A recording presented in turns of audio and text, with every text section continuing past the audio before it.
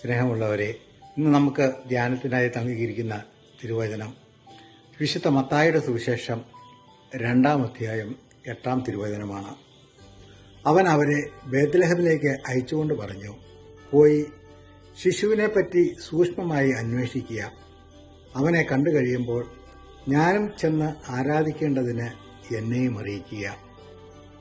സ്നേഹമുള്ളവരെ, യേശുവിന്റെ ജനനത്തിന്റെ പശ്ചാത്തലമാണ് ഈ വചനം സൂചിപ്പിക്കുന്നത്.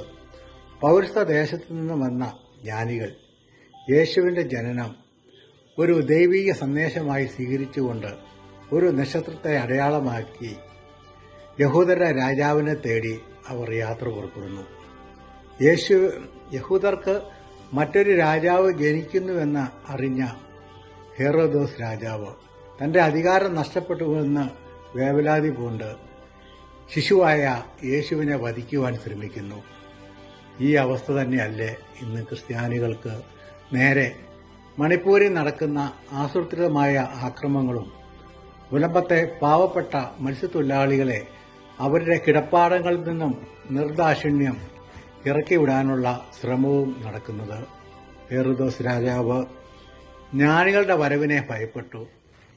അവൻ യേശുവിനെ വധിക്കുവാൻ ശ്രമിച്ചു. യേശു രക്ഷപ്പെട്ടു. ഇന്നത്തെ ഭരണകൂടങ്ങൾ ക്രിസ്ത്യാനികളുടെ വളർച്ചയെ, അവരുടെ സാമൂഹിക സേവനങ്ങളെ ഭയപ്പെടുന്നു. അവരെ ഇല്ലാതാക്കാൻ ശ്രമിക്കുന്നു. യേശുവിന്റെ ജനനം ഒരു ദൈവിക സന്ദേശമാണ്.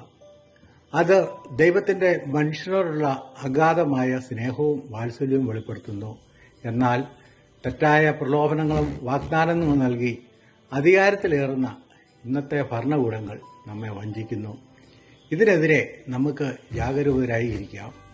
യേശുവിന്റെ സ്നേഹത്തിൽ മറ്റുള്ളവരെ പരസ്പരം സ്നേഹിച്ചുകൊണ്ട് വളരുവാൻ ഈ ക്രിസ്തുമസ് നമുക്ക് വഴിയൊരുക്കട്ടെ എന്ന് ആത്മാർത്ഥമായി ആഗ്രഹിക്കുകയും പ്രാർത്ഥിക്കുകയും ചെയ്യാം.